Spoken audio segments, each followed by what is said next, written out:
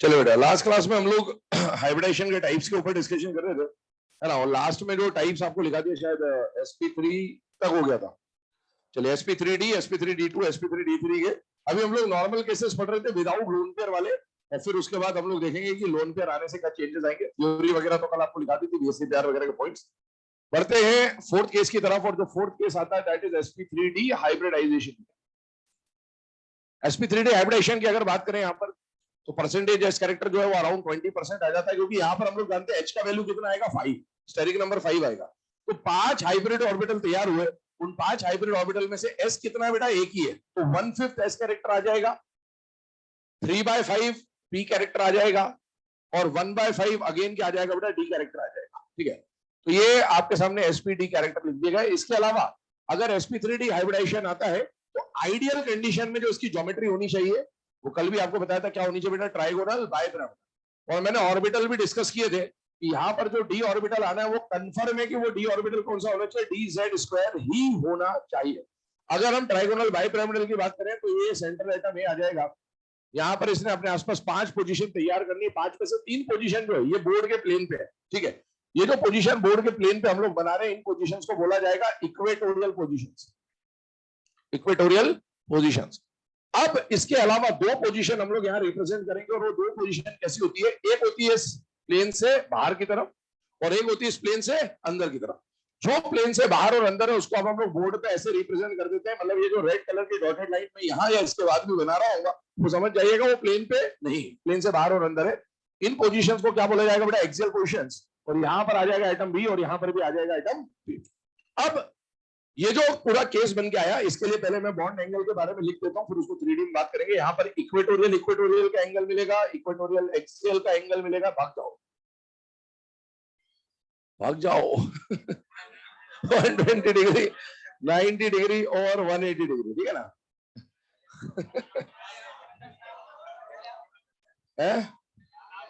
Alarm alarm बजा दिया जबरदस्ती है ना किसी ने, मतलब अलार्म ही करप्ट है।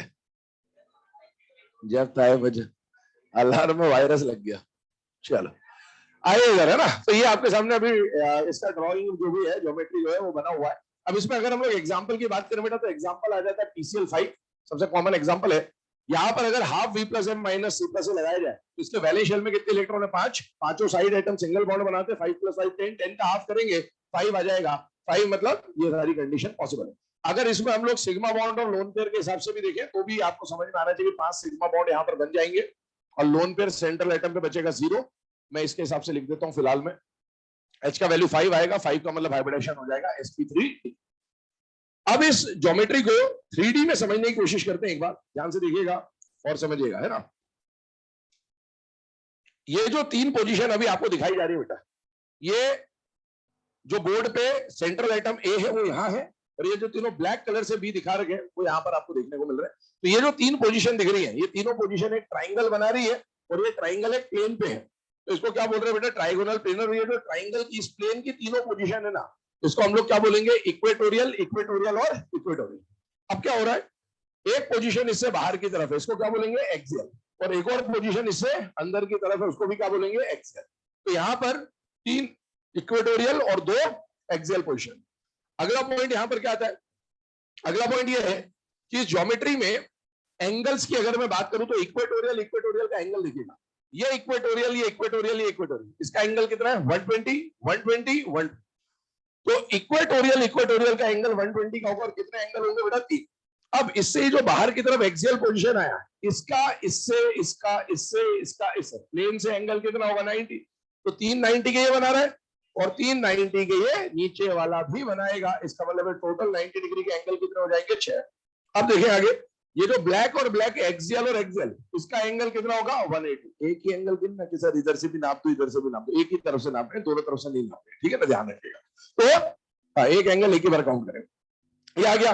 अब इसके ऊपर बात आती है नाम की, इसका नाम क्या लिखा गया है, ट्राइगोनल बाइपिरामिडल। नेम का सिग्निफिकेंस समझिएगा, कल टेट्राहेड्रल बताया था कि 4 साइड्स 4 फेसेस आ जाते थे, वैसे इसको समझिएगा। बेस जो बन रहा है, प्लेन जो बन रहा है, वो किसका बन रहा है बेटा, ट्राइंगल का।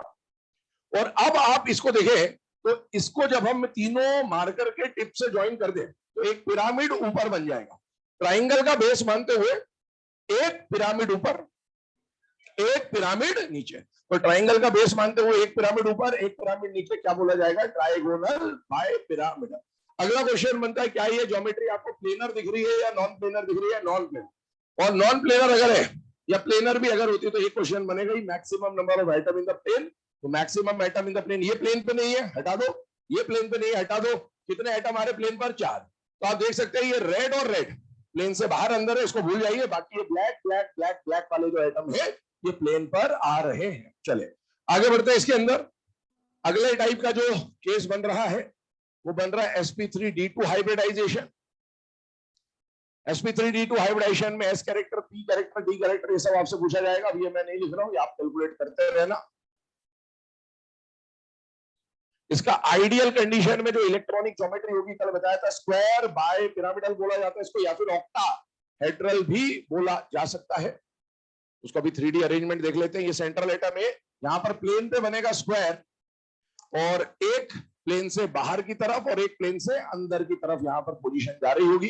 ये कंडीशन बन रही है। यहां पर बी बी बी और बी लिख देता हूं मैं। ये आ गया स्क्वायर बाय पिरामिडल। इसमें एंगल्स की बात करें अगर हम लोग, तो दो तरह के एंगल्स इस ज्योमेट्री में देखने को मिलते हैं, 90 डिग्री एंड 180 डिग्री। 90 डिग्री के यहाँ पर 12 एंगल्स देखने को मिलते हैं, और 30 डिग्री के यहाँ पर, सॉरी 180 डिग्री के यहाँ पर 3 एंगल्स देखने को मिलते हैं। इसके अगर एग्जाम्पल को देखा जाए तो सबसे कॉमन एग्जाम्पल इसमें जो आता है वो आता है SF6। सल्फर के आउटर मोस्ट शेल में आपको 6 इलेक्ट्रॉन दिखते हैं। फ्लोरीन जो आ रहा है वो सिंगल बॉन्ड बनाता है साइड एटम पे। तो अगर हम लोग इसको number of sigma bond plus lone pair से देखना चाहें तो सिग्मा बॉन्ड 6 है, लोन पेयर 0 है, तो H का वैल्यू 6 आ जाएगा, और H का वैल्यू 6 होने का मतलब हाइब्रिडाइजेशन विल बी sp3d2। चले इसके बाद जो अगला केस है उसको भी पहले रिप्रेजेंट कर देता हूं, फिर एक साथ ही दोनों समझा देता हूं आपको, जब तक आप लिखते रहे इसको।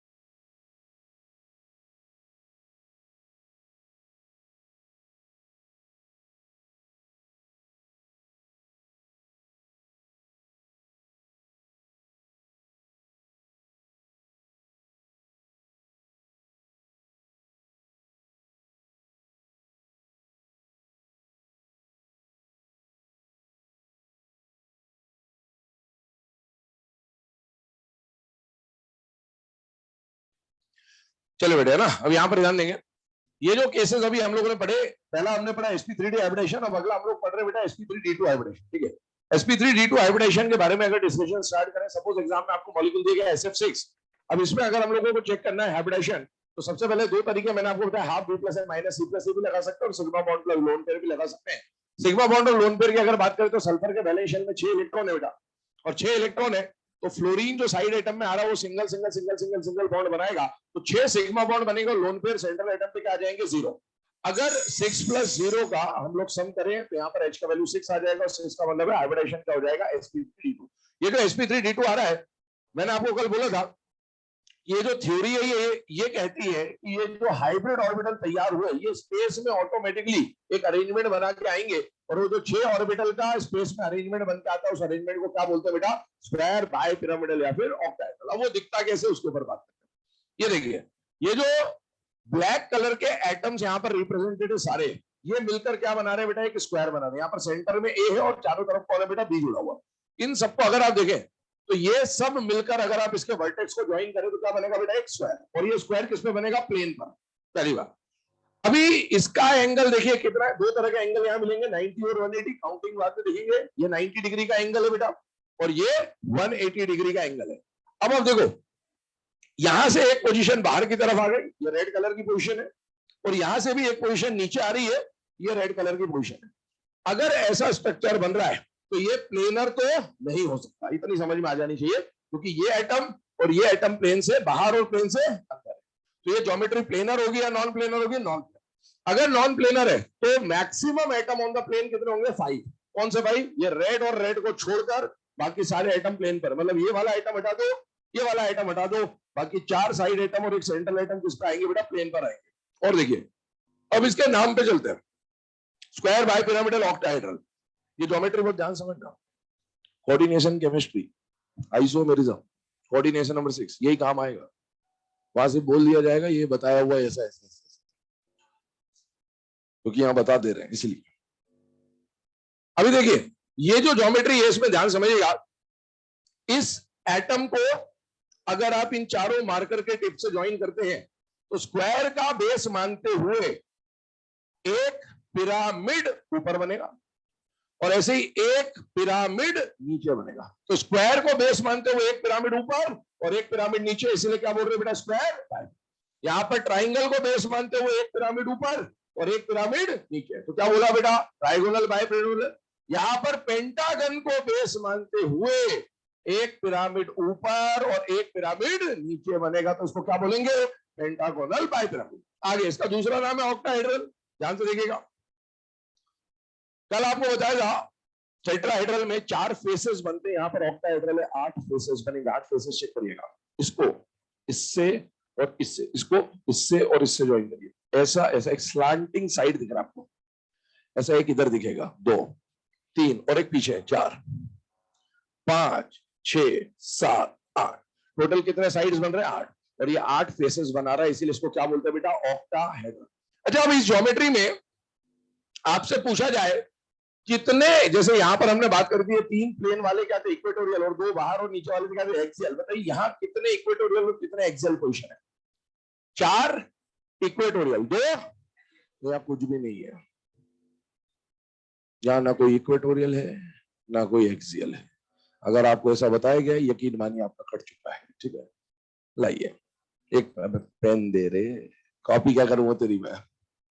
चलो इधर देखो, ये ऐसा है। अभी आपको थोड़ी देर के लिए क्या दिख रहा है कि ये और ये एक्सियल है, एक्चुअल में इसको ऐसे घुमा दिया। ये ज्योमेट्री सिमेट्रिकल है बेटा, आपके फ्रेम ऑफ रेफरेंस पे डिपेंड कर रहा है कि आप किसे एक्सियल किसे, मतलब इसमें इक्वेटोरियल एक्सियल बोलना ही गलत। इक्वेटोरियल एक्सियल तब बोला जाता है जब पोजीशन डिफरेंट होती है, सारी पोजीशन सेम है। अब इसमें हम लोग अपने रेफरेंस के लिए भले इक्वेटोरियल एक्सियल बोलते हैं, बात अलग है, लेकिन इसमें ज्यादा जो करेक्ट सिस्टम है वो ये है कि ये एटम्स ऑन द प्लेन है और ये एटम आउटसाइड या इनसाइड द प्लेन है, ये बोलना ज्यादा बेटर होगा, या इक्वेटोरियल एक्सियल का यूज नहीं किया जाएगा। अब एंगल की काउंटिंग बात ध्यान से करना, पहले 90 डिग्री के एंगल काउंट करा रहा हूं। ये जो स्क्वायर बना था बेटा प्लेन पे, इसका 1 2 3 4 90 डिग्री का एंगल, 1 2 180 का एंगल, 4 90 के आ गए, 2 180 के आ गए।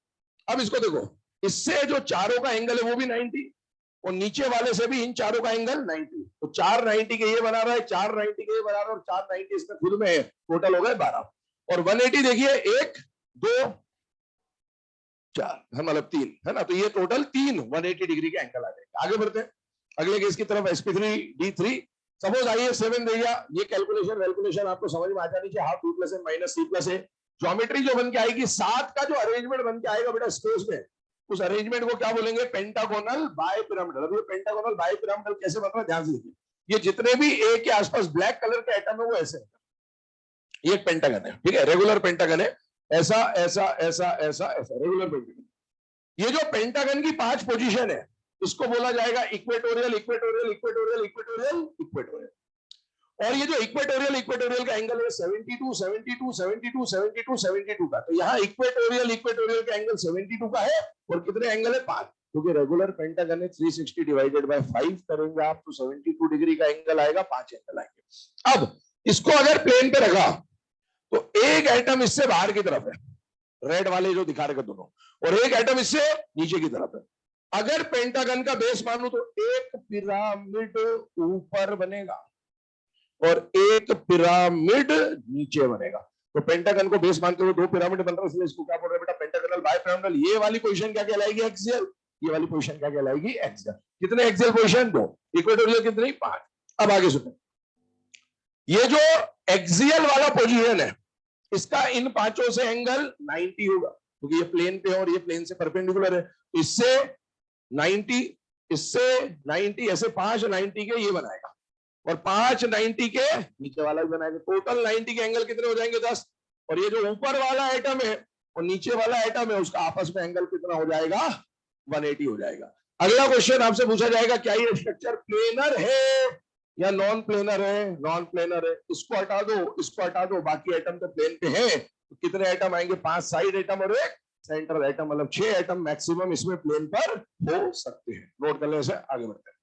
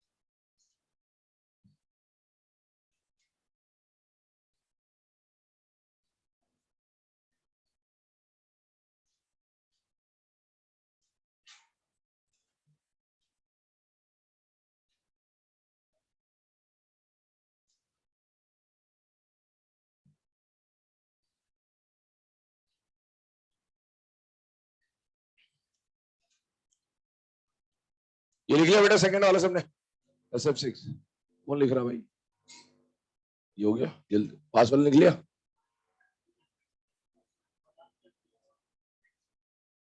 ये जल्दी लिख, फटाफट लिख।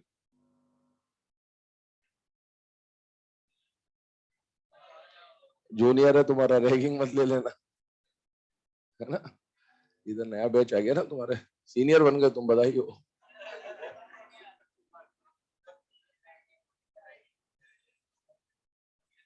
है? जो तुम चाह रहे थे वो नहीं आया बस।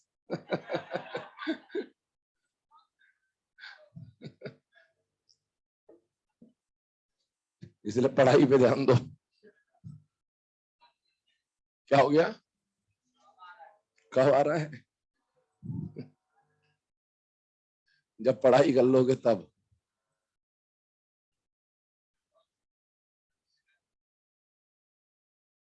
अभी टेबल मत बनाना, अभी और एंट्री आएगी,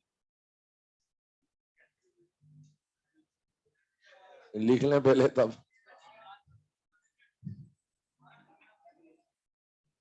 और कॉलम की लेंथ विड्थ है ना, जो भी है जिस हिसाब से बनाई जा रही है वैसे ही बनाना, ये भी ध्यान रखना, ठीक है ना।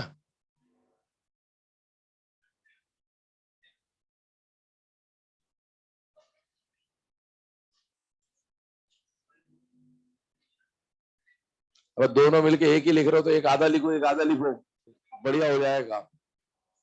लिख लिए? अब जहां करनी चाहिए वहां तो कर लो, वो बता रहा है जो।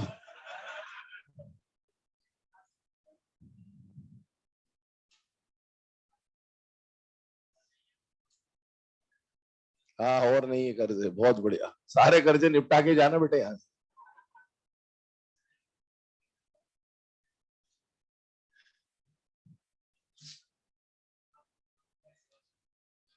एग्जाम्पल वाला जो कॉलम है ना, उसको आप थोड़ा सा हेल्दी रखिएगा क्योंकि यहाँ पर कुछ क्वेश्चंस के आंसर भी हम लोग लिख रहे होंगे, जैसे प्लेनर है या नॉन प्लेनर है या maximum item in the plane वगैरह वगैरह क्या आएंगे, वो सब यहाँ पर देख रहे होंगे। ठीक है, और आपने छोटा बना लिया है तो कोई दिक्कत नहीं है, फिर आप एडजस्ट करते बैठे रहना, कोई दिक्कत नहीं उसमें। चले,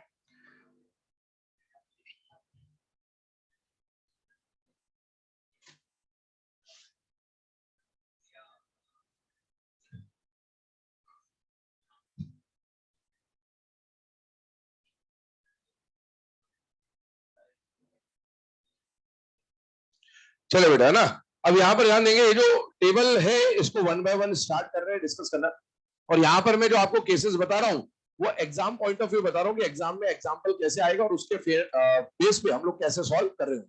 जैसे मान लीजिए, सबसे पहले अगर हम लोग बात करें तो एक मॉलिक्यूल आपको दिया गया BeF2, एक मॉलिक्यूल दिया गया आपको CO2, एक मॉलिक्यूल दिया गया आपको C2H2, ऐसे है ना, इस तरह के कुछ बहुत सारे मॉलिक्यूल दे दिए गए। अब आपसे पूछा इसका हाइब्रिडेशन निकालना है, तो पहले एग्जांपल में हम लोग BeF2 तो कल डिस्कस कर ही चुका हूं मैं आपको नॉर्मल केस में, तो मैं CO2 ले रहा हूं फिलहाल में एग्जांपल के।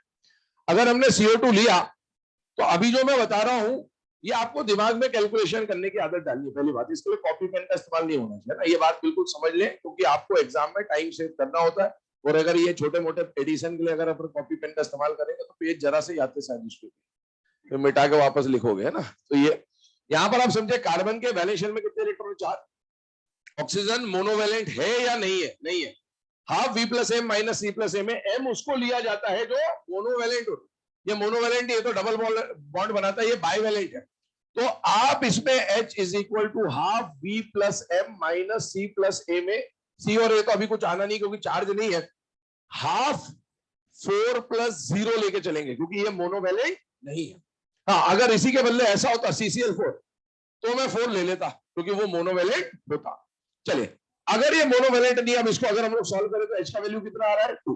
अगर इसी को आप number of sigma bond plus lone pair से सॉल्व करने जाएं तो आप देखिए, कार्बन के वैलेंस शेल में 4 इलेक्ट्रॉन होते हैं, ऑक्सीजन कितने आ रहे हैं? 2। और न्यूट्रल ऑक्सीजन कितने बॉन्ड बनाता है? 2 बॉन्ड बनाता है। तो 2 बॉन्ड बनाना है तो ये 2 बॉन्ड यहां बनाएगा, 2 बॉन्ड यहां बनाएगा, sigma pile number of sigma bond 2, central atom पे लोन पेयर 0, H का वैल्यू अगेन क्या आता है? 2। आप कैसे भी सॉल्व कर ले, H का वैल्यू 2 मिलेगा। H का वैल्यू अगर 2 आ रहा है तो हाइब्रिडाइजेशन कौन सा होगा? sp। अगर हाइब्रिडाइजेशन sp बेटा, तो उसका आइडियल कंडीशन का जो ज्योमेट्री होगा वो फिक्स है, क्या होना चाहिए? लीनियर। और लीनियर देखने में कुछ इस तरह से दिखता है, ये हम लोगों ने डिस्कस कर लिया है कल। 180 डिग्री का ये एंगल होगा, मतलब आइडियल एंगल 180 डिग्री का होगा इसका। आगे सुनिएगा, अभी सेंट्रल एटम ने बॉन्ड बनाने के कितने पोजीशन तैयार करे? 2, ठीक है ना। इसमें तो आपने लोन पेयर निकाला है, मैं अब इसकी बात नहीं कर रहा हूं, तो उसकी बात कर रहा हूं। अब देखिए, सेंट्रल एटम ने बॉन्ड बनाने की कितनी पोजीशन तैयार करी? 2। साइड एटम कितने आ रहे? 2। मतलब दोनों साइड एटम एक और एक पोजीशन ऑक्यूपाई कर लेंगे, मतलब लोन पेयर आने के लिए कोई जगह नहीं बचेगी। तो 2 साइड एटम आ जाएंगे, लोन पेयर आ जाएगा 0। इसी केस को कई बार आपको ऐसे लिख के दे देगा, AB2L0। ये AB2L0 क्या बता रहा है कि 2 बॉन्ड पेयर है और 0 लोन पेयर है। AB2 भी लिख सकता है, AB2L0 भी लिख सकता है, चलेगा, एक ही बात है। और क्योंकि यहां पर लोन पेयर 0 है तो इलेक्ट्रॉनिक ज्योमेट्री और मॉलिक्यूलर ज्योमेट्री सेम आएगी। अब ये इलेक्ट्रॉनिक ज्योमेट्री और मॉलिक्यूलर ज्योमेट्री क्या है, इसके बारे में समझ ले पहले। कहा इलेक्ट्रॉनिक ज्योमेट्री का मतलब होता है इलेक्ट्रॉन्स का अरेंजमेंट। बहुत ध्यान सुनना, अभी जो बता रहा हूं। ज्योमेट्री को 2 कैटेगरी में डिवाइड किया जा रहा है, एक इलेक्ट्रॉनिक ज्योमेट्री और एक मॉलिक्यूलर ज्योमेट्री। अब ये मॉलिक्यूलर ज्योमेट्री और इलेक्ट्रॉनिक ज्योमेट्री का नाम समझ में आना चाहिए। Electronic geometry is arrangement of electrons, arrangement of electrons. Arrangement of electron में आप सारे इलेक्ट्रॉन पेयर लोगे, चाहे वो बॉन्ड पेयर हो चाहे वो लोन पेयर हो, सारे इलेक्ट्रॉन पेयर लेने हैं आप। कहा भाई इधर लाओ फोन, क्लास में बेटा फोन चला रहे हो तो क्या कर रहे हैं हाथ में लेके? कूलिंग कर रहे हैं?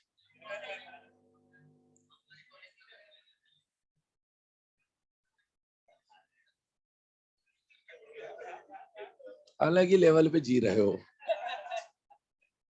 कर ले कूलिंग, कर ले, पहले कर ले इत्मीनान से कर ले, कर ले फटाफट कर ले।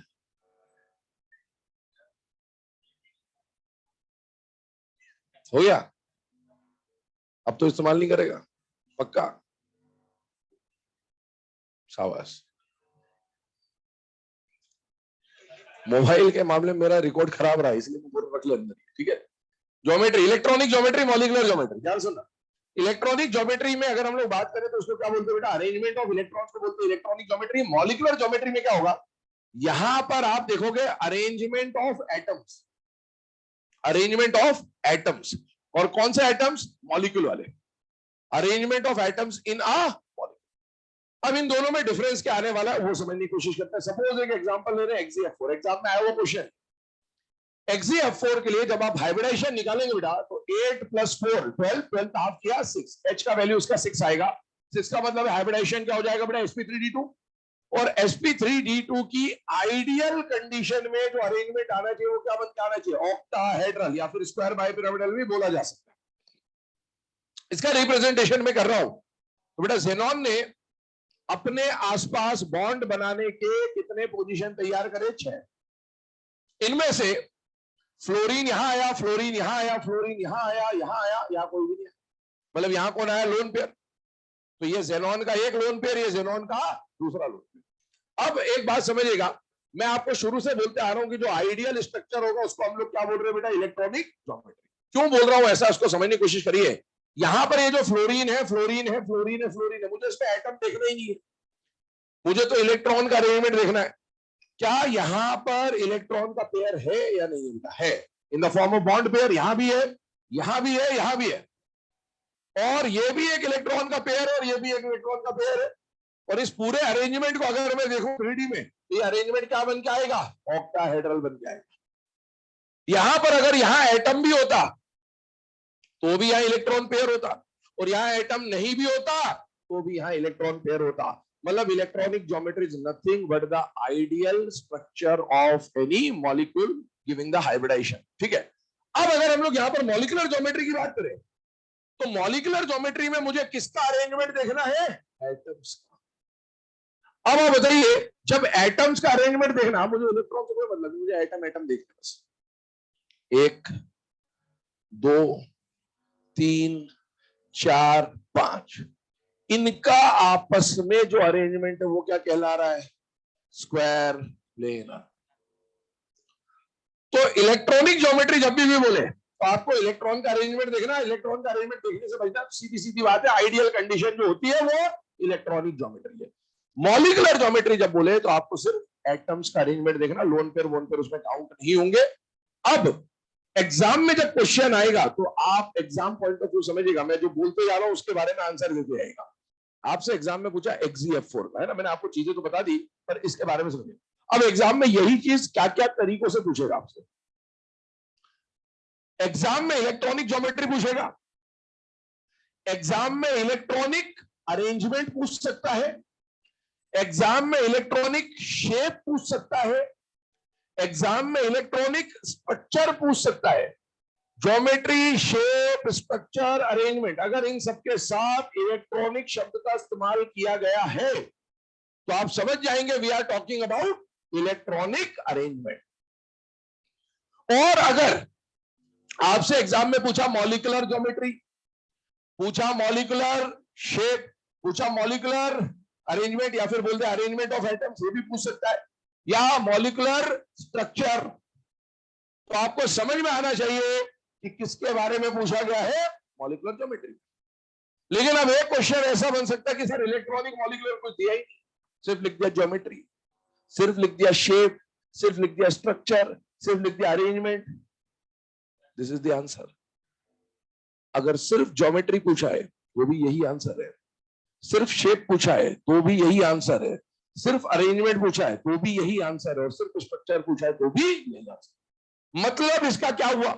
मतलब ये हुआ कि अगर जो पूछना चाह रहे हैं उसके साथ इलेक्ट्रॉनिक शब्द का इस्तेमाल किया तब तो ये आंसर होगा, और अगर किसी चीज का इलेक्ट्रॉनिक शब्द नहीं दिख रहा है और इसके अलावा कुछ भी दिख रहा हो, ये आंसर है। चाहे मॉलिक्यूलर दिखे चाहे कुछ भी ना दिखे, यही आंसर होगा, ये ध्यान रखिएगा हमेशा। तो ज्योमेट्री में भी आंसर स्क्वायर प्लेनर ही जाएगा और शेप में भी आंसर स्क्वायर प्लेनर ही जाएगा, क्योंकि जब किसी मॉलिक्यूल की ज्योमेट्री पूछना चाह रहा है तो आप समझिए वो ज्योमेट्री का मतलब क्या कहना चाह रहा है, एटम्स का अरेंजमेंट। क्यों? क्योंकि लोन पेयर तो हवा है बेटा। जब बोला Hg(F4) का अरेंजमेंट बता दो, तो अरेंजमेंट में ये हवा को लेके क्या करेंगे, इलेक्ट्रॉन डेंसिटी को लेके क्या करेंगे, एक्चुअल में तो एटम्स का अरेंजमेंट ही चेक करना होता है, लेकिन अगर स्पेसिफाई कर दे इलेक्ट्रॉनिक ज्योमेट्री तब आपका आंसर ही होगा, है ना। तो इसको अभी हम लोग अप्लाई करते हुए चलेंगे हर जगह पर, तो आपको ये और क्लियर होता जाएगा। लेकिन इसको क्लियर कर ले, मैं एक बार पूछ भी लेता हूं आपसे, इधर देखिए आंसर देते आएगा। आपसे एग्जाम में पूछा Hg(F4) का इलेक्ट्रॉनिक ज्योमेट्री बताइए, आंसर क्या होगा? Square by pyramidal. मैंने बोला इलेक्ट्रॉनिक ज्योमेट्री है ना। अगर एग्जाम में पूछा इलेक्ट्रॉनिक स्ट्रक्चर बाय पिरामिडल, या ऑक्टाहेड्रल बोलते हैं शॉर्ट। अगर पूछा इलेक्ट्रॉनिक अरेंजमेंट तो ये आ गया इलेक्ट्रॉनिक स्ट्रक्चर, ये आ गया इलेक्ट्रॉनिक ज्योमेट्री, ये आ गया। आपसे पूछा मॉलिक्यूलर ज्योमेट्री क्या है, स्क्वायर प्लेनर। स्ट्रक्चर क्या है, ज्योमेट्री क्या है, शेप क्या है, अरेंजमेंट क्या है, तो कुछ और पूछे, इलेक्ट्रॉनिक शब्द ना लिखा हो तो आपको आंसर क्या देना बेटा, स्क्वायर प्लेनर देना, मतलब सिर्फ एटम्स का अरेंजमेंट आपको बताना होगा। चले अब इसको अप्लाई करते हैं यहां पर, देखते रहिएगा ध्यान से। सबसे पहली चीज यहां पर जो आ रही है निकल के, वो देखें आप। तो ये जो अरेंजमेंट बन के आ रहा है, अभी देखो इसमें क्योंकि लोन पेयर नहीं है तो इलेक्ट्रॉन का जो अरेंजमेंट है वही एटम्स का भी अरेंजमेंट होगा, मतलब अभी दोनों क्या आने वाले बेटा, सेम आने वाले हैं। और इसमें फिलहाल में अगर आप देखें बेटा तो ये मॉलिक्यूल कैसा हो जाएगा, लीनियर प्लेनर है। पहली बात तो प्लेनर नॉन प्लेनर पूछेगा तो प्लेनर, और आपसे पूछा जाएगा maximum number of atom in the same plane, तो वो कितने आ जाएंगे, 3। अब ध्यान सुने एक और बात, ये जो मैं आंसर बता रहा हूं आपको कि प्लेनर है, maximum number of atom in the plane 3 है, ये मैं तब की बात कर रहा हूं जब एक सेंट्रल एटम प्रेजेंट हो। जैसे एक एग्जांपल आपके सामने लिखा हुआ C2H2। अब C2H2 में यह कंडीशन बन रही है, आपसे बोला इसका हाइब्रिडाइजेशन निकाल दो, तो कितने सिग्मा बॉन्ड है इसमें, और लोन पेयर कितने हैं, 0। तो बताइए सिग्मा बॉन्ड 3 है और लोन पेयर 0 है, तो इसका हाइब्रिडाइजेशन क्या आ रहा है,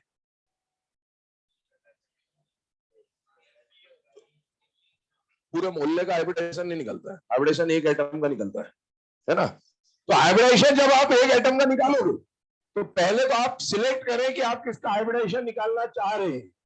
मान लो मैं इसका हाइब्रिडाइजेशन निकालना चाहता हूं, तो कितने सिग्मा इसके पास, 2, और लोन पेयर कितने, 0।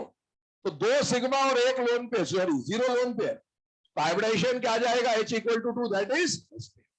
ये भी sp हाइब्रिड है, ये भी sp हाइब्रिड है, ये तो आप जानते हैं, इसमें कोई दिक्कत बात नहीं होनी चाहिए। अब ये आ गया, अब मैंने वहां पर लिखा है टाइप Ab2L0।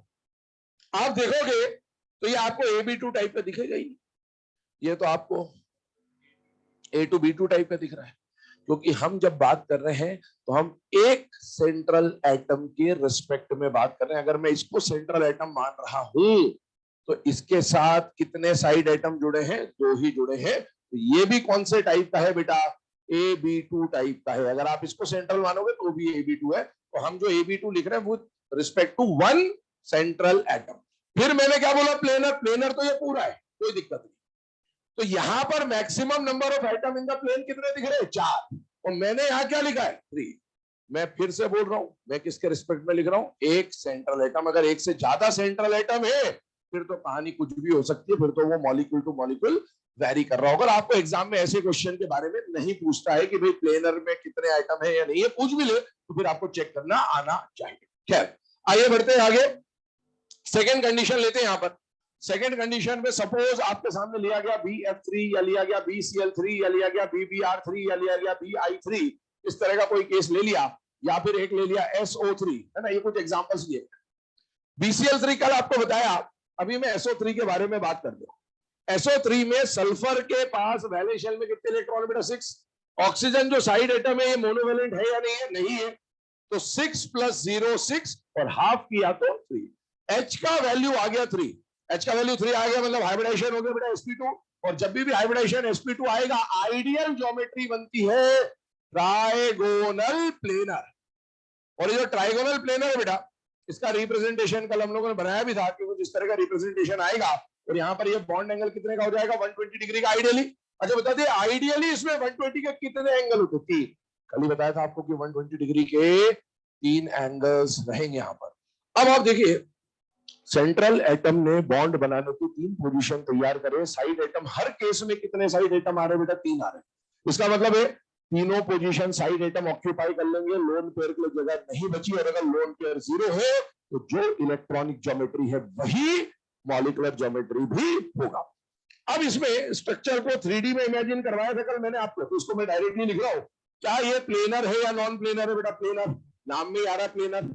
और अगर ये प्लेनर है तो फिर आपसे पूछेगा maximum number of atom in the same plane, तो आंसर इस बार क्या हो जाएगा 4। मैं एक बार पूरा लिख देता हूं, maximum number of atoms in same plane, ये आ गया आंसर, ठीक है। अब इसी में आपको ये दे देता C2H4, अब C2H4 दे दिया, तब ये क्या हो गया बेटा, एक से ज्यादा सेंट्रल एटम। यहां आपका half V + M - C + A नहीं लगाना है, कल मैंने आपको स्पेसिफाई कर दिया था, अगर एक सेंट्रल एटम है तो half V + M - C + A लगाना, वरना मत लगाना। इसको आप किससे सॉल्व करोगे, सिग्मा बॉन्ड और लोन पेयर से। स्ट्रक्चर आप लोग जानते हैं, हाइब्रिडाइजेशन भी आप लोग जानते हैं, लेकिन है ना, फिर से एक बार बात कर दे रहा हूं, हमेशा हाइब्रिडाइजेशन किसका निकाला जाएगा, एक एटम का मोल का मत निकाल देना। इसने कितने सिग्मा बॉन्ड बना रखे, 3, लोन पेयर कितने हैं 0, 3 + 0 सॉल्व करोगे 3 आएगा, मतलब इसका हाइब्रिडाइजेशन क्या आ गया sp2, इसका हाइब्रिडाइजेशन भी क्या आ गया sp2।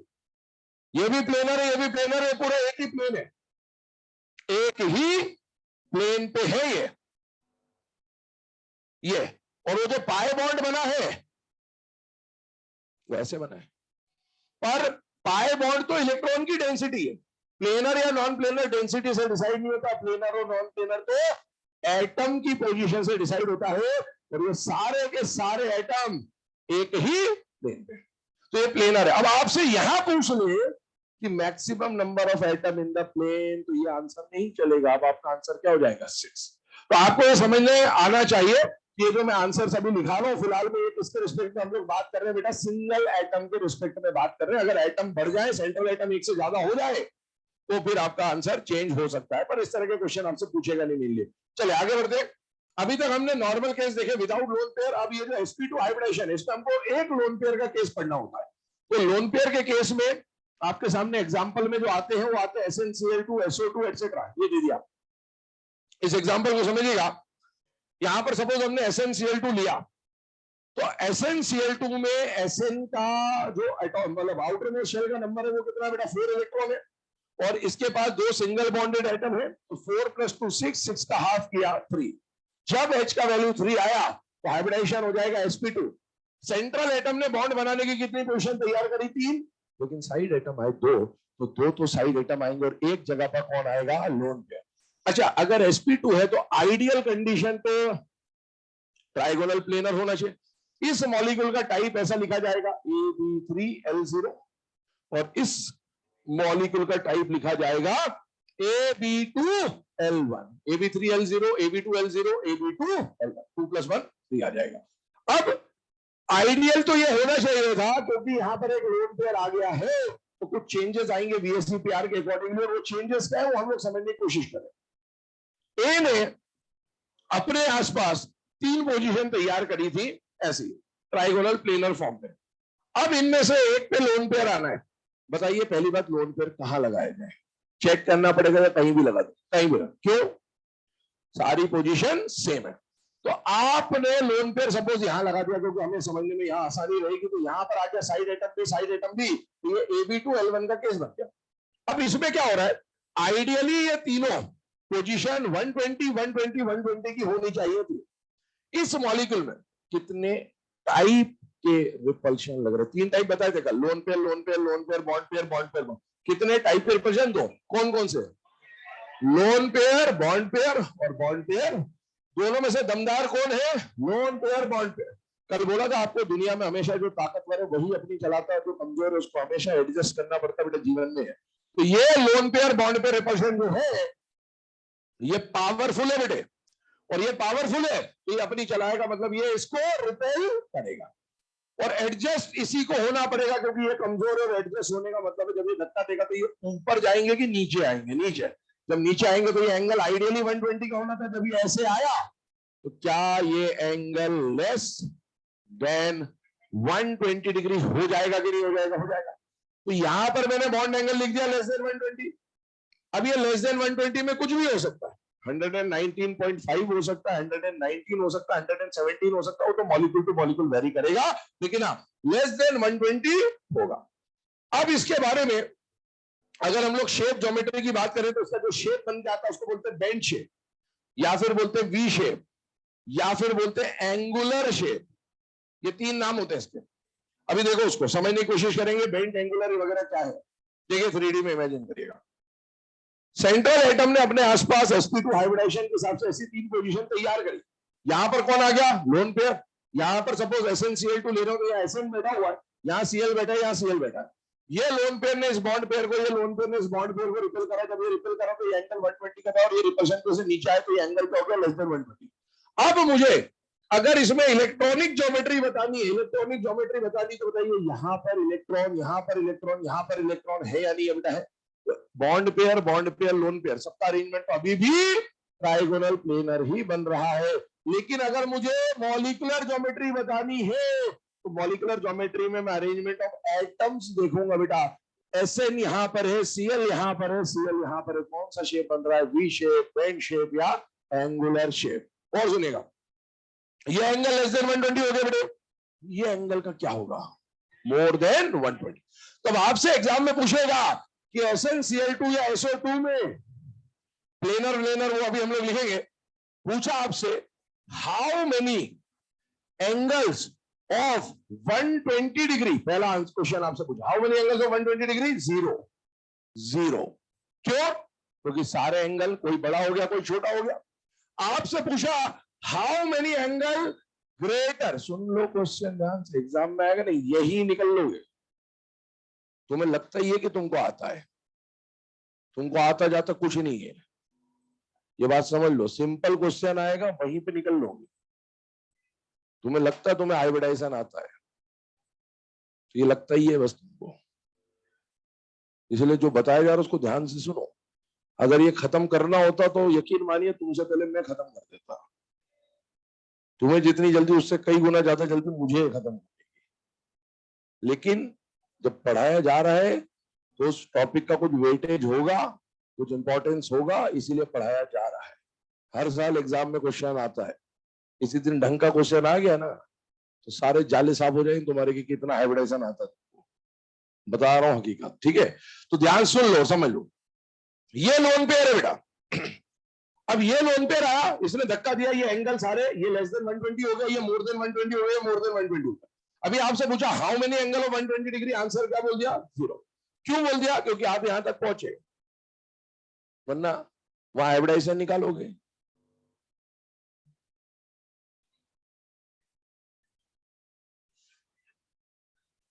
यही होगा एग्जाम में, और ये होता भी है। तो अपने को फिर केस तक, अंदर तक जाना है, CID बन जाना है ना, दया सॉल्व कर दो केस को, वो वाली कहानी। अभी सुनो, how many angle less than 120 degree, how many angles of more than 120? Zero. Angle कहां है? कहां है? तो तुम्हें लगता ही है कि तुम्हें आता है। समझो चीजों को, यहाँ कुछ है ही नहीं तो एंगल का आएगा। अभी यहाँ कोई एटम होता तो एंगल निकलता नहीं, हवा में कौन सा एंगल निकाल लो? तो ये ध्यान रखें, एग्जाम में आया how many angle more than 120 degree, answer क्या आएगा बेटा? जीरो आएगा। एंगल ही नहीं है 120 से ज्यादा का, तो कहां एंगल नाप रहे तुम लोग? ये बात समझो। आगे बढ़ते हैं, चलो एक काम करो, इसको छापो, फिर आगे बढ़ते हैं। इसमें प्लेनर नॉन प्लेनर के बारे में तो मैं डायरेक्टली लिख दे रहा हूं, ये प्लेनर होगा, और अगर प्लेनर है क्योंकि इसका पेरेंट मॉलिक्यूल जो है ना ट्राइगोनल प्लेनर खुद ही प्लेनर था, तो उससे जो आगे बनेगा वो प्लेनर ही बनेगा, तो प्लेनर है। और यहां पर जो आ जाएगा maximum number of atom in the same plane, वो आ जाएगा 3।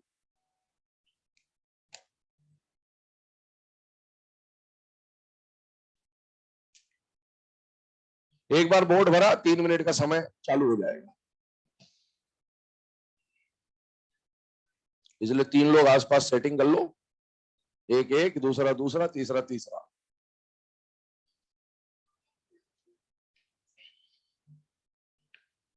पहले तो ये इलेक्ट्रॉनिक, ये जो शुरू के 4-5 कॉलम है ना इलेक्ट्रॉनिक ज्योमेट्री के, इनको तो ऐसे ऊपर से नीचे लिखा करो फटाफट। 2323 sp2 200000, लीनियर ट्राइगोनल प्लेनर, उसी के नीचे कॉमन कर लो, फिर उधर का लिखते रहा करो आराम से।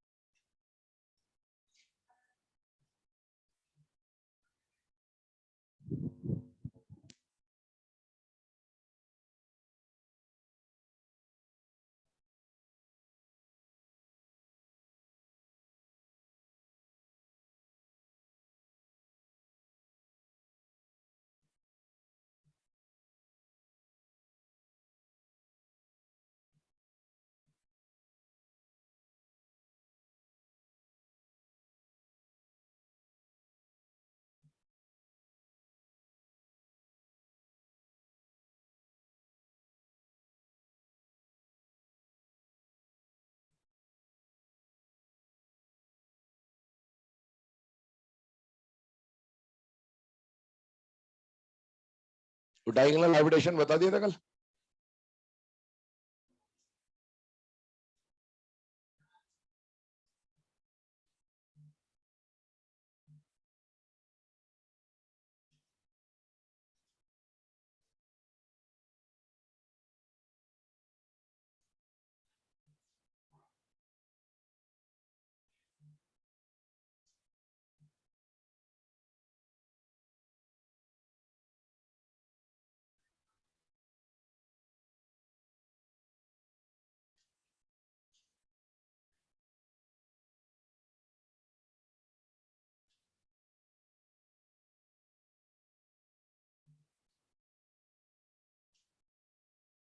तेरे को तो खुद की राइटिंग पढ़ने की वजह से चश्मा लगा हुआ है। नहीं सही लिखते जा, बढ़िया है। नहीं गलती नहीं होगा, मैं बता रहा हूँ, इतना छोटा छोटा लिख रहा है। बचपन से पढ़ रहा होगा ना, चश्मा तेरे को आधी उम्र में लग गया होगा। नहीं अभी लगा, यहाँ आके लगा, यहाँ तो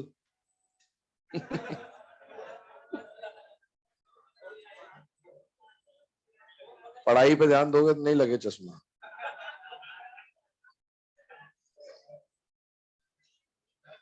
वो 5 मिनट दिए जानबूझ के, क्योंकि अभी कॉलम बना रहे थे आदिल। प्लेनर, हाँ कैसे हुआ? प्लेनर है, वी शेप नहीं होगा तो क्या होगा? क्या लिखूं वहां पर? अबे ये बना ना वी शेप,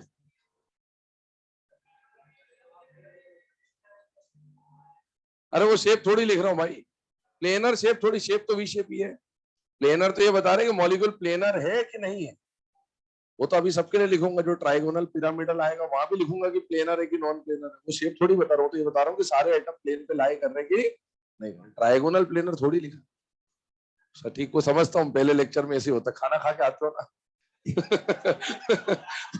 थोड़ी सी हालत ऐसी रहे, कोई बात नहीं, चलता है कभी कभार।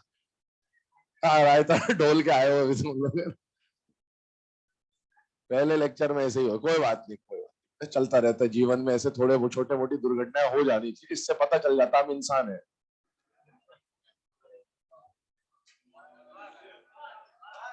वाह वाह, बहुत बढ़िया, वाह शानदार, बिल्कुल खतरनाक। चलो चले आगे बढ़ते हैं अगले वाले केस की तरफ, है ना। नेक्स्ट वाला जो केस हम लोग देख रहे हैं, अब sp3 हाइब्रिडाइजेशन के बारे में बात करेंगे। sp3 हाइब्रिडाइजेशन में सपोज आपके सामने कुछ एग्जांपल्स यहाँ पर लिखे, एक है ना NH4 प्लस और ये BF4 माइनस का लिखे, ये कुछ केसेस आपके सामने लिखे हुए।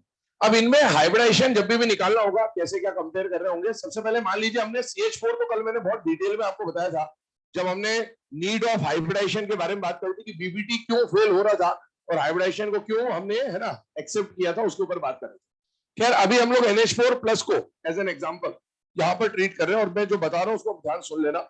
NH4 प्लस ये पहली बार ऐसा मॉलिक्यूल हम लोग ले रहे हैं जिसके ऊपर चार्ज है ना, चार्ज के ऊपर हम लोग डिस्कशन करने वाले। तो चार्ज जब आ रहा होगा बॉडी पे, तो आपको किस तरह से इसके हाइब्रिडाइजेशन को सॉल्व करना है उसके ऊपर बात कर लेते हैं थोड़ी सी ना, क्योंकि यहां पर भी तरह तरह के हाँ कॉन्सेप्ट बने हुए हैं। तो अभी आप बताइए NH4 प्लस चार्ज जब आता है तो हाइब्रिडाइजेशन कैसे होगा। चार्ज को पहले तो कहीं पर रखना होगा, या सेंट्रल पे या साइड पे, तब जाके डिसाइड होगा। क्योंकि अगर आप इसमें हाफ V प्लस है माइनस C प्लस है लगाते, मुझे कोई दिक्कत नहीं, आप लगा लीजिएगा, आराम से सॉल्व हो जाएगा। क्योंकि जब आप हाफ V प्लस है माइनस C प्लस है लगाएंगे तो उससे क्या बन रहा है, देखिए हाफ आ गया, नाइट्रोजन के वैलेंस शेल में 5 है, ये सिंगल बॉन्ड बनाने वाले 4 है। केटायन का चार्ज हमेशा सब्ट्रैक्ट होगा, क्योंकि केटायन का चार्ज क्या बता रहा है कि एक इलेक्ट्रॉन कम हो गया। तो जब आप इसको सॉल्व करोगे H का वैल्यू 4 आएगा, 4 मतलब हाइब्रिडाइजेशन क्या हो जाएगा, sp3। तो इसके लिए अगर हम एंट्री करें तो H का वैल्यू 4 है, 4 है मतलब sp3 है, ये बन गया। लेकिन अगर इसी को आपको number of sigma bond plus number of lone pair से सॉल्व करना होता बेटा, तो आपको स्ट्रक्चर की जरूरत पड़ती है। स्ट्रक्चर तब बनेगा जब चार्ज कहां रखना है ये पता होगा, तो उसके ऊपर भी बात करते हैं, क्योंकि आगे जाके स्ट्रक्चर तो बनाना ही है हमें, तो इसीलिए ये हर जगह काम नहीं आएगा, स्ट्रक्चर बनाना भी सीखना है। तो बताइए अब NH4 प्लस में चार्ज कहां पर रखा जाए, सेंट्रल पे या साइड पे, कहां रखा जाए, साइड पे, सेंट्रल पे।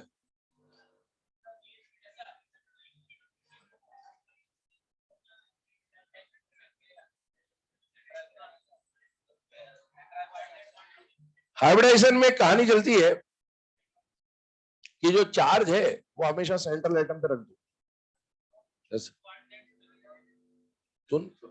सुनो पहले पूरी बात।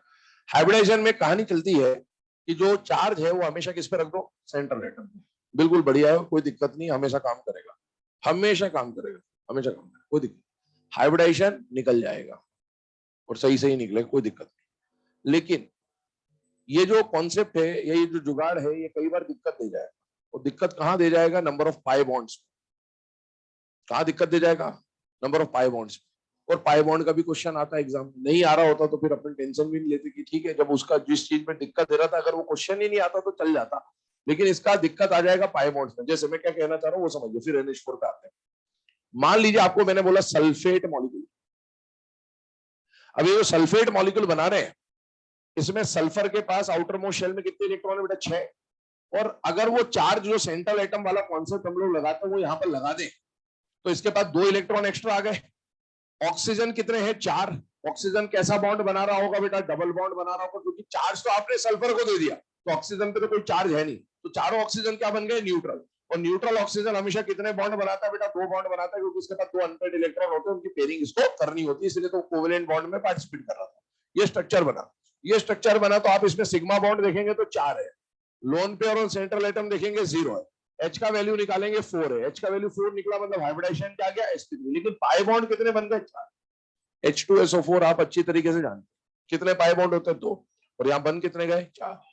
तो हाइब्रिडाइजेशन तो सही निकल जाएगा, लेकिन जब पाई बॉन्ड का क्वेश्चन आएगा ना तो यहां पर रायता डोलेगा बेटा, और इसीलिए चार्ज कहां रखना है ये पता होना चाहिए। आगे देखो NH4 प्लस पे भी इस बात को अप्लाई करते हैं। चार्ज मैंने बोला कि आप सेंट्रल एटम पे रख दो चल जाता है, हाइब्रिडाइजेशन में कभी दिक्कत नहीं आएगी। आपने सेंट्रल एटम पे प्लस रखा मतलब एक इलेक्ट्रॉन चला गया, एक इलेक्ट्रॉन चला गया तो बताइए 1 2 3 4 कितने सिग्मा बॉन्ड बने, 4। लोन पेयर कितने आए, 0। काम कर गया बिल्कुल सही तरीके से, कोई दिक्कत नहीं। और वहां पर भी काम कर गया, हाइब्रिडाइजेशन सही आया, लेकिन पाई बॉन्ड में वहां दिक्कत है, यहाँ कोई दिक्कत नहीं क्योंकि पाई बॉन्ड बनेगा ही नहीं है, इसीलिए कोई दिक्कत नहीं है। ठीक है, अब चार्ज जब आए तो करना क्या होता है उसके ऊपर बात कर लेते कि एक्चुअल फैक्ट क्या है। उस एक्चुअल फैक्ट को समझा दे रहा हूं ताकि जब चार्ज की बात आए तो आपको चार्ज भी कंसीडर करना आना चाहिए कि कहां पर रखना है कहां पर नहीं रखना है। चार्ज में दो तरह की सिचुएशन आएंगी आपके सामने, या तो कैटायन का चार्ज आ जाएगा मतलब पॉजिटिव चार्ज आ जाएगा, या तो एनायन का चार्ज आ जाएगा मतलब नेगेटिव चार्ज आ जाएगा। कैटायन का चार्ज आप हमेशा सेंट्रल एटम पे कंसीडर कर लीजिए, कोई दिक्कत नहीं, कोई दिक्कत नहीं, आप सेंट्रल एटम पे कंसीडर कर लो, नहीं है तो भी कंसीडर कर लो। एनायन का चार्ज आया तो इसमें दो चीजें चलेंगी, एक एनी एनायन और एक ऑक्सी एनायन। जब एनी एनायन आया चार्ज आप सेंट्रल पे कंसीडर कर लो, लेकिन ऑक्सी एनायन आया तो चार्ज आएगा ऑक्सीजन पे। ऑक्सी एनायन में चार्ज किस पे आएगा, ऑक्सीजन। अभी मैंने सल्फेट लिया, सल्फेट में जो चार्ज आएगा वो सल्फर पे नहीं आएगा, किस पे आएगा, ऑक्सीजन। अब ये आप तब अप्लाई कर पाओगे जब आपको ये पता हो कि ऑक्सी एनायन होते क्या है। हर चीज के साथ लिमिटेशन है, कोई ऑक्सी एनायन क्या होती है, ऑक्सी एसिड से बनने वाले एनायंस को क्या बोलते हैं, ऑक्सी एनायन। अब ये पता होना चाहिए कि ऑक्सी एसिड क्या है, तो वो पढ़ चुके हम लोग। नॉन मेटल के हाइड्रोक्साइड्स को क्या बोलते हैं, ऑक्सी। तो आपको पहले नॉन मेटल का हाइड्रोक्साइड पता होना चाहिए, फिर उससे बनने वाला ऑक्सी एनायन पता होना चाहिए। तो अब इतना ही करना तो फिर मैं काय को खड़ा हूं यहाँ पर, ठीक है। तो इधर देंगे आप, तो ये बताइए, ये लिखा मैंने आपके सामने, ये लिखा मैंने आपके सामने, ये लिखा मैंने आपके सामने, आप बताओ क्या ये एनायन है, क्या यहाँ ऑक्सीजन है, तो ये क्या हो गया। तब इसमें क्या पता करना, ये एनायन है या नहीं है, ऑक्सीजन है क्या, तो ये ऑक्सी एनायन नहीं है। क्या ये ऑक्सीजन और एनायन वाला है, ऑक्सी एनायन, खत्म। तो जब ऑक्सी एनायन वाला केस आए तो आपको चार्ज किस पे कंसीडर करना है, सेंट्रल पे या साइड पे, साइड। लेकिन कोई नॉर्मल एनायन आ जाए तो आपको चार्ज किस पे लेना है बेटा, सेंट्रल। मतलब कोई भी चार्ज आए आप सेंट्रल पे चार्ज मान लो, लेकिन केवल ऑक्सी एनायन पे चार्ज किस पे जाएगा, ऑक्सीजन पे। सीधी सी बात ये निकल के आ रही है। और सुनिएगा, इसमें चार्ज भी जब ऑक्सीजन पे आएगा ना तो वो भी समझ लो अच्छे से। ऑक्सीजन के पास कोवेलेंसी याद करिएगा, न्यूट्रल फॉर्म में कितने अनपेड इलेक्ट्रॉन होते, दो। तो ये कितने बॉन्ड बनाएगा, दो। न्यूट्रल ऑक्सीजन तो 2 बॉन्ड बनाएगा। जब चार्ज आएगा तो चार्ज दो तरीके आ सकते हैं, एनायन बना रहे हो ना, तो -1 आ सकता है, -2 आ सकता है। -1 वाला ऑक्सीजन कितना बॉन्ड बनाएगा, 1। क्यों बनाएगा 1, क्योंकि वो जो 2 अनपेड थे, 1 इलेक्ट्रॉन आया उसने 1 के साथ पेयरिंग कर ली। अब अनपेड कितना बचा, 1 ही बचा, 1 ही बॉन्ड बनेगा। और जब ये आया तो ये बॉन्ड ही नहीं बनाएगा। बॉन्ड नहीं बनाएगा in the sense covalent bond नहीं बनाएगा, आयनिक तो बना सकता है। और आपको जब ये स्ट्रक्चर बनाने होंगे तो चार्ज अलग अलग मिलेंगे, कहीं -2 मिलेगा, कहीं -1 मिलेगा, कहीं कुछ मिलेगा, कहीं कुछ मिलेगा। तो ये ऐसा मत करना कि -2 एक पे चिपका दो। अगर आपने एक ऑक्सीजन में -2 लगा दिया तो बॉन्ड ही नहीं बनाएगा। तो ध्यान रखना, जितना माइनस है उसको 1 माइनस 1 माइनस 1 माइनस 1 माइनस करके आपको नंबर ऑफ ऑक्सीजन पे डिवाइड करना पड़ेगा। और जिस ऑक्सीजन पे 1 नेगेटिव आएगा वो कैसा बॉन्ड बनाएगा बेटा, सिंगल बॉन्ड बनाएगा। अब इससे हम लोग अप्लाई करके देख लेते हैं एक बार। सल्फर के आउटर मोस्ट शेल में कितने इलेक्ट्रॉन है बेटा, 6। ऑक्सीजन कितने आ रहे हैं, 4। हम लोग बात कर रहे हैं SO4 -2 की, क्या ये ऑक्सी एनायन है या नहीं है। अगर ऑक्सी एनायन आया तो ऑक्सीजन पे कितना चार्ज आएगा, ये मतलब जो भी चार्ज आएगा वो किस पे आएगा, ऑक्सीजन पर। ऑक्सीजन पे -1 लगाना है या -2 लगाना, -1। कितना ऑक्सीजन पे, -1, 2 पे, क्योंकि -2 था। ये कैसा बॉन्ड बनाएगा, सिंगल। न्यूट्रल वाला क्या बनाएगा, डबल। हाइब्रिडाइजेशन तो सही आ गया, पाई बॉन्ड भी सही आ जाएगा। तो ये तरीका रहेगा सॉल्व करने का। अब जो मैंने बाकी बोले ना आपको, ये चार्ज सेंट्रल वाले, इसको भी समझ लीजिए। अमोनियम आयन में मैंने आपको बोला कि चार्ज आप किस पे कंसीडर कर लो, नाइट्रोजन पे। लेकिन ऐसा होता तो है नहीं। एक्चुअल में तो हमने एक प्रोटोनेशन ऑफ अमोनिया पढ़ा था, तो कोवेलेंसी लिखाई थी, maximum covalency of nitrogen is 4। तो अनइक्वल लेन देन से बनने वाला बॉन्ड कौन सा बना था, कोऑर्डिनेट बॉन्ड बना था। तो आप बताओ चार्ज सेंट्रल पे था या साइड पे था? साइड पे। स्ट्रक्चर भी बनवाया था इसका बेटा आपको, स्ट्रक्चर कुछ ऐसा बन के आता था, ये कोऑर्डिनेट बना के H+ बनाता था। आप देखो चार्ज अभी भी किस पे? साइड पे। तो सर आपने तो बोला कि सेंट्रल पे चार्ज लगा देना, क्योंकि ये जो कोऑर्डिनेट बॉन्ड बना है, फॉर्मल चार्ज का कॉन्सेप्ट बोलता है कि आप कोऑर्डिनेट बॉन्ड को तोड़कर जब कोवेलेंट बॉन्ड बनाओगे तो डोनर एटम पे प्लस आ जाएगा और एक्सेप्टर एटम पे माइनस आ जाएगा, और जब ये प्लस माइनस आएगा तो अल्टीमेटली चार्ज किस पे शिफ्ट हो जाएगा? सेंट्रल एटम पे। तो इसलिए आप बिल्कुल क्लियर कर लें इस बात पे कि जब चार्ज के लिए बात करेंगे तो चार्ज आप किसके ऊपर कंसिडर करेंगे? सेंट्रल पे।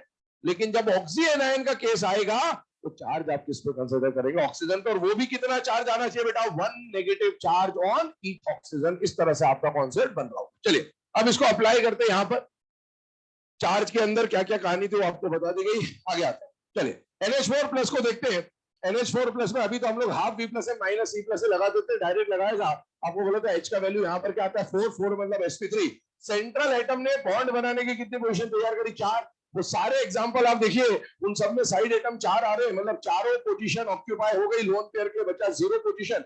जब भी हाइब्रिडाइजेशन sp3 होगा, आइडियल कंडीशन में जो ज्योमेट्री होगी उसका नाम होगा टेट्राहेड्रल, और टेट्राहेड्रल कुछ इस तरह से दिखता है 1 2 3 एंड 4। इसको अगर मॉलिक्यूल को रिप्रेजेंट करें तो ये मॉलिक्यूल का जो टाइप बनेगा वो बनेगा बेटा AB4L0 टाइप का मॉलिक्यूल। और इसमें अगर आप देखें तो अभी लोन पेयर 0 है, तो जो इलेक्ट्रॉनिक ज्योमेट्री वही मॉलिक्यूलर ज्योमेट्री होगी। और कल आपको बताया था कि आइडियल केस में इसके बॉन्ड एंगल कितने के होते हैं? 109.5। और कितने एंगल होते हैं? दिखते 4 है पर होते कितने हैं? 6, क्योंकि ये 3D स्ट्रक्चर है। इसके अलावा इसके प्लेनर और नॉन प्लेनर पे भी कल बात कर दी थी। तो वेज एंड डैश फॉर्मूला बोला था आपको, ऑर्गेनिक केमिस्ट्री में आप पढ़ते हैं। तो ये नॉन प्लेनर होता है और इसमें maximum number of atom in the plane 3। क्यों? क्योंकि आपको बताया था ये स्ट्रक्चर कुछ इस तरह का दिख रहा होगा 3D में आपको ऐसा। और जब आप सामने से देखेंगे तो ये साइड एटम और बीच का सेंट्रल एटम, ये सारे एक प्लेन पे आएंगे। ये आउट ऑफ द प्लेन है, इनसाइड द प्लेन है। Out of the plane inside the plane को हटा दो तो सेम प्लेन पे कितने एटम आ जाएंगे? 3। 2 साइड एटम और एक सेंट्रल एटम। चलिए अब आगे बढ़ते हैं। इसमें ये हमने केस पढ़ा विदाउट लोन पेयर वाला। उसमें हमें 2 केस पढ़ने, एक तो विथ 1 लोन पेयर और एक विथ 2 लोन पेयर। तो पहला हम लोग 1 लोन पेयर वाला केस ले रहे हैं।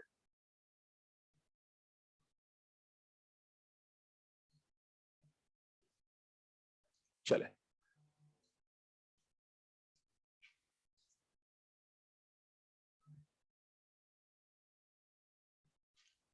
दो केसेस आपके सामने जो नेक्स्ट आ रहे हैं ना, ये दोनों केसेस इंपॉर्टेंट है बेटा। ये एनसीईआरटी में मेंशन है, खासकर अमोनिया और वाटर वाला जो केस है, इसको तो बॉन्ड एंगल डायरेक्टली एनसीईआरटी में दे भी रखा, क्वेश्चन आ भी चुका एग्जाम में।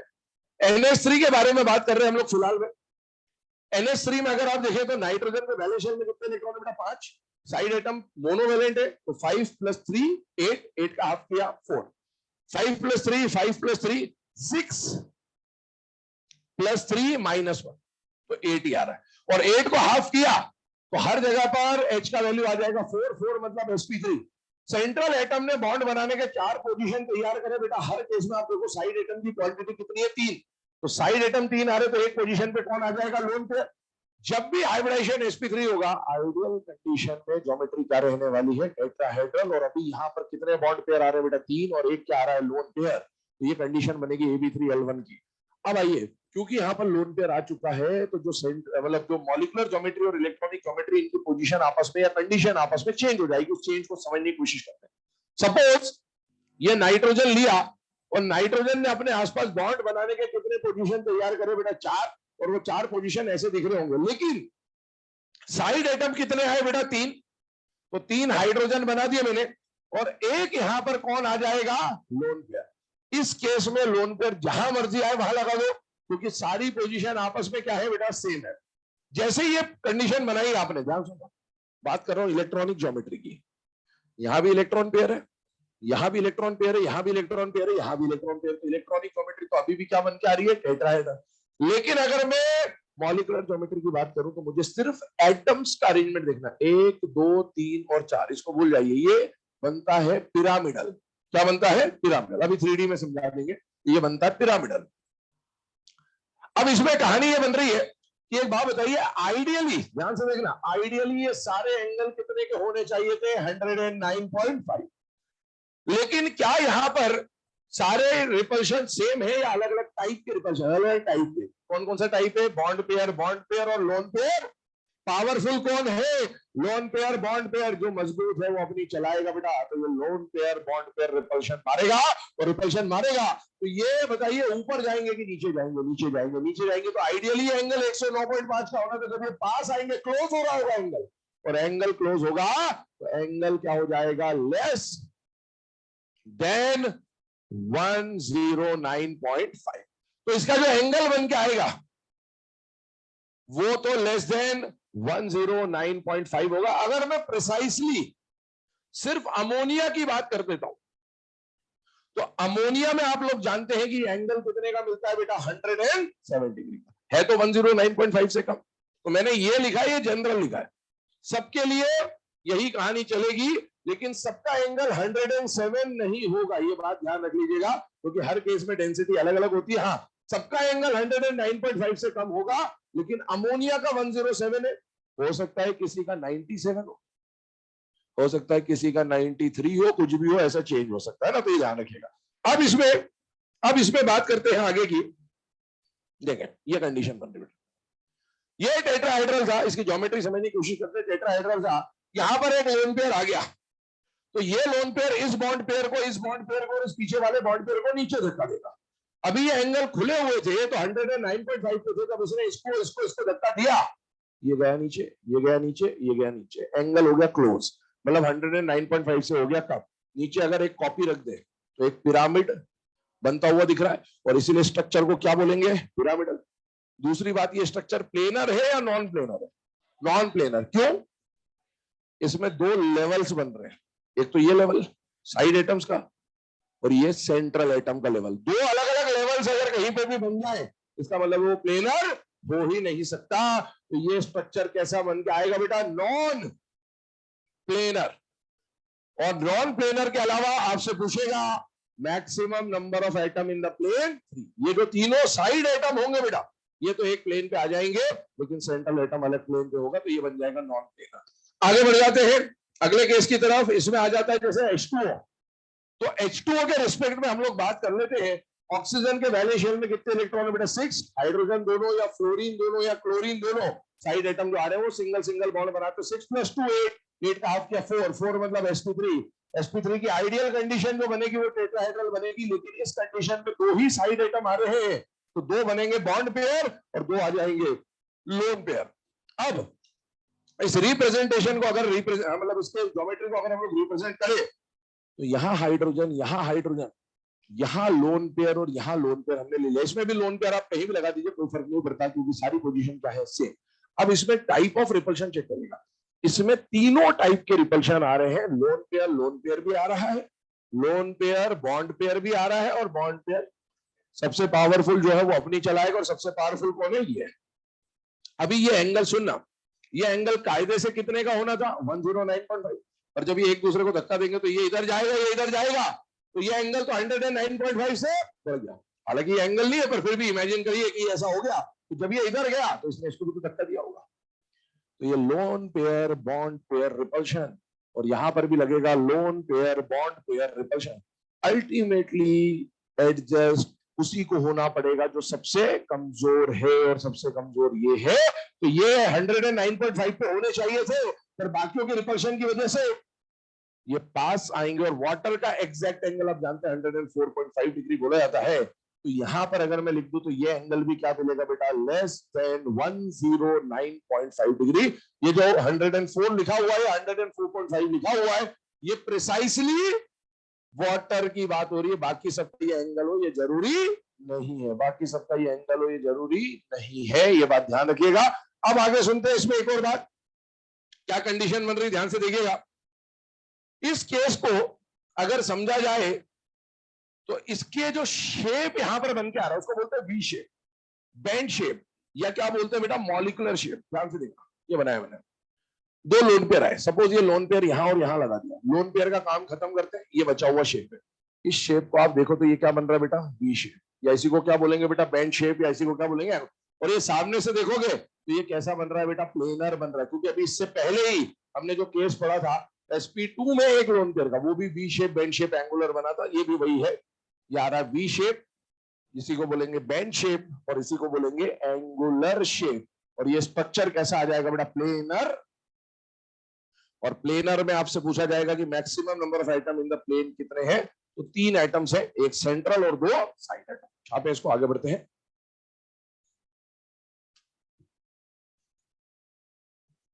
और ये दोनों में देखना, फिफ्थ नंबर और सिक्स नंबर के केस में एक बात आप समझ सकते हो, ऊपर एक ही टाइप का रिपल्शन लग रहा है, लोन पेयर बॉन्ड पेयर, और नीचे कितने टाइप के रिपल्शन लग रहे हैं बेटा, 2 टाइप के है ना, lone pair lone pair lone pair bond pair. यहाँ पर 2 टाइप है या 3 टाइप है, पर मैं रिपल्शन वाली बात कर रहा हूँ जो पावरफुल है।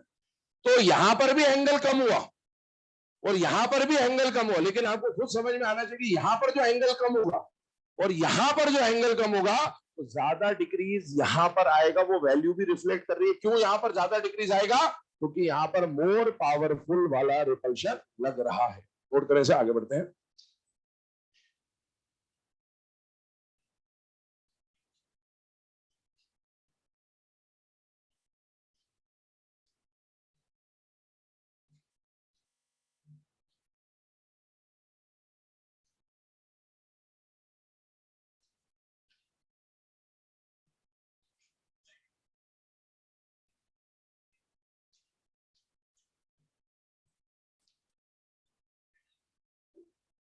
सीरीज में मतलब ग्रुप पे, हाँ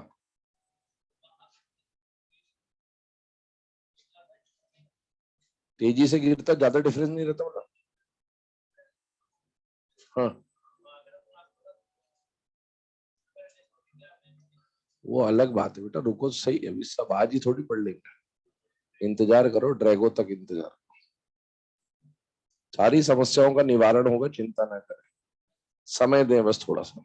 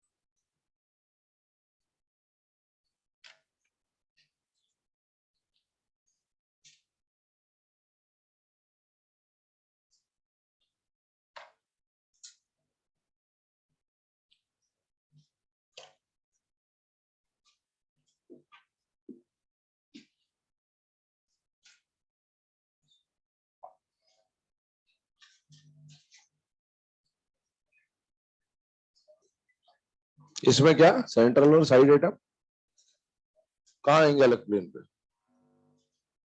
है? ऊपर वाले से, तेरे पास पेन है ना, 4 बना टेट्राहेड्रल, हाँ ठीक है,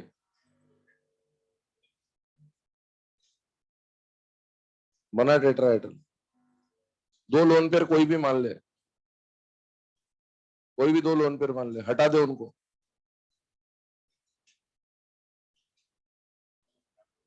क्या ये प्लेनर नहीं है ये, अब प्लेनर है तो फिर प्लेनर मतलब एक ही प्लेन पे होता है, 2 अलग प्लेन पे आके प्लेनर कैसे होता है, एटम की एक ही प्लेन पे।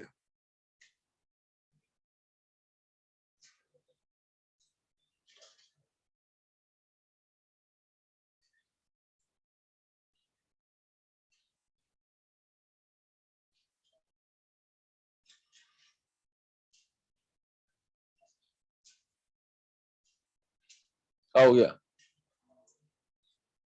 लिखा नहीं क्या? लिख लिया? चले अब आते हैं अगले केस की तरफ बेटा। नेक्स्ट केस जो आपके सामने आ रहा है, यहां पर हम लोग ले रहे हैं sp3d हाइब्रिडेशन के बारे में, और पहले नॉर्मल केस ले रहे हैं जीरो लोन पेयर वाला, विदाउट लोन पेयर वाला। तो इसमें तो आज ही हम लोगों ने डिस्कशन ही किया था। सपोज आपको दिया गया PF5 या दिया गया PCL5 या दिया गया PBR5, इस तरह का कोई एग्जांपल आ जाए, तो PCL5 आज ही डिस्कस किया। इसके वैल्यू शेल में कितने इलेक्ट्रॉन है? 5, 5 + 5 हो जाएगा 10, 10 का हाफ किया 5 आ जाएगा। जब भी H का वैल्यू 5 आता है तो हाइब्रिडेशन कौन सा होगा बेटा? sp3d, और sp3d की आइडियल कंडीशन में जो ज्योमेट्री होगी वो ट्राइगोनल बाय पिरामिडल होगी, जिसमें 3 इक्वेटोरियल पोजीशन और 2 कौन सी होंगी बेटा? एक्सियल पोजीशन होगी। हम लोग डिस्कस करते हैं। इसमें सेंट्रल एटम ने बॉन्ड बनाने के लिए 5 पोजीशन तैयार करी और साइड एटम भी 5 आ रहे हैं। इसका मतलब है सारे साइड एटम एक एक पोजीशन ऑक्यूपाई करेंगे। लोन पेयर आ जाएगा 0। लोन पेयर जब 0 है तो इलेक्ट्रॉनिक ज्योमेट्री और मॉलिक्यूलर ज्योमेट्री सेम हो जाएगी। और इस केस में एंगल्स के बारे में आज बोला था, इसमें अलग अलग टाइप के एंगल है, इक्वेटोरियल इक्वेटोरियल, इक्वेटोरियल एक्सियल और एक्सियल एक्सियल। ये वाला जो एंगल है ये बताया था 120 डिग्री का होगा, ये वाला एंगल 90 डिग्री का होगा, और ये वाला एंगल 180 डिग्री का होगा। 120 डिग्री के 3 एंगल होंगे यहाँ पर, 90 के 6 एंगल होंगे और 180 का एक ही एंगल होगा। तो वो अब नहीं लिख रहा हूं कि कितने एंगल है, वो सब आपको लिखवा दिया पहले। प्लेनर नॉन प्लेनर की बात करें तो ये जो है ये नॉन प्लेनर है, क्योंकि वो जो रेड कलर के दो बी बना रखे हैं वो प्लेन से बाहर और प्लेन से अंदर है, तो नॉन प्लेनर है। और अगला क्वेश्चन बनेगा maximum number of item in the plane, तो आ जाएंगे 4। सारे ब्लू कलर के जो आइटम है वो प्लेन पर है, ये रेड कलर का प्लेन से बाहर और प्लेन से अंदर है। अब आते हैं इसके अगले केस पे, जहां पर एक लोन पेयर लाना है। अब उसको बहुत ध्यान से समझ लीजिएगा, क्योंकि मेनली एग्जाम में इसी टाइप के लोन पेयर वाले केस, और sp3d सबसे इंपॉर्टेंट केस होता है। सबसे ज्यादा बार एग्जाम में अगर इंडिविजुअल क्वेश्चन की मैं बात करूं तो sp3d का ही क्वेश्चन पूछा जाता है। तो अब हम लोग ले रहे हैं नेक्स्ट केस, और वो है SF4। सपोज ये एग्जांपल दिया गया, सल्फर के वैलेंस शेल में कितने इलेक्ट्रॉन है? 6, क्लोरीन आ रहे 4, सिंगल बॉन्ड बनाते हैं 6 + 4 10, 10 का हाफ किया 5।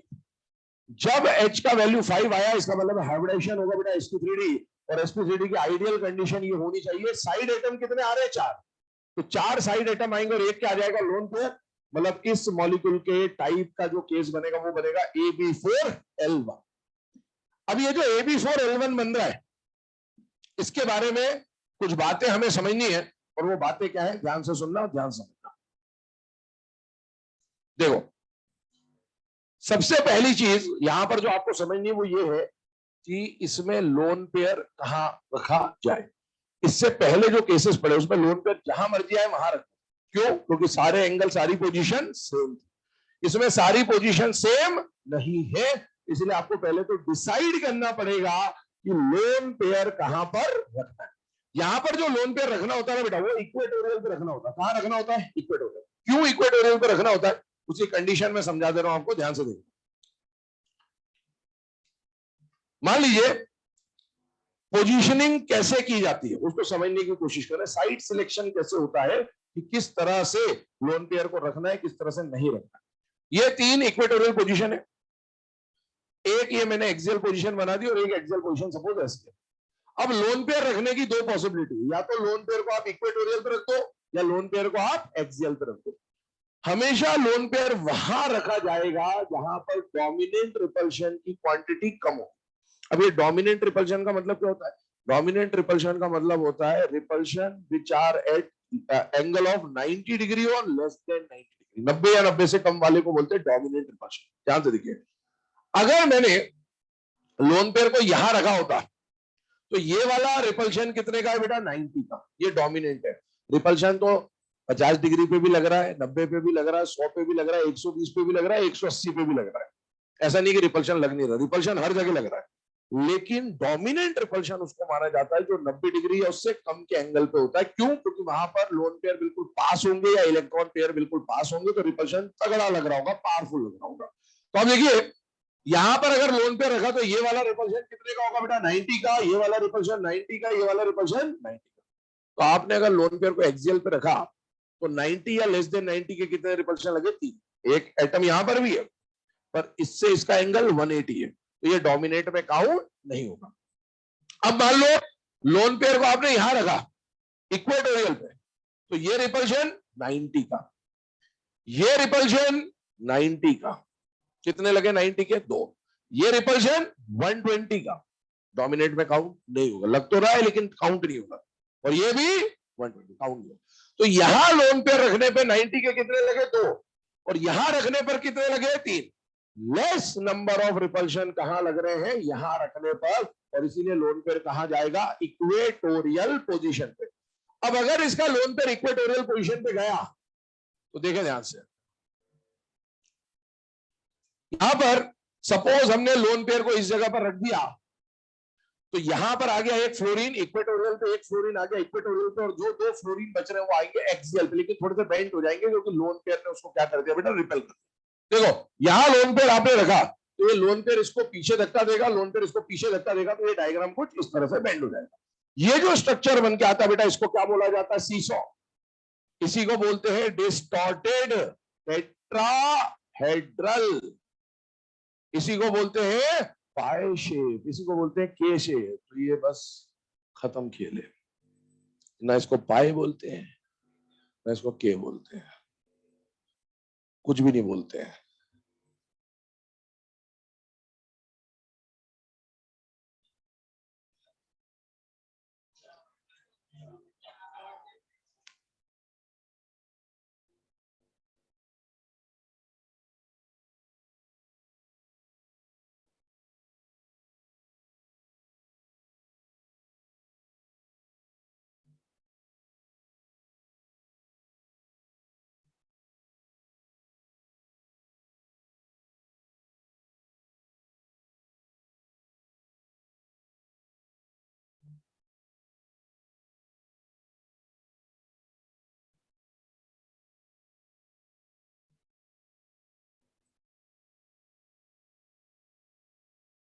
इसका जो एंगल आएगा वो आएगा इक्वेटोरियल, इक्वेटोरियल का एंगल हो जाएगा less than 120 degree, equatorial axial का एंगल हो जाएगा लेस देन 90 डिग्री, और एक्सियल एक्सियल का एंगल हो जाएगा लेस देन 180। मतलब सारे एंगल कम हो जाएंगे। बाकी इसका डिस्कशन कल करेंगे इत्मीनान से कि क्यों ऐसा हो रहा है। अभी बस नोट कर लें आपकी क्या क्या बोला जा रहा है और स्ट्रक्चर वगैरह बना रहे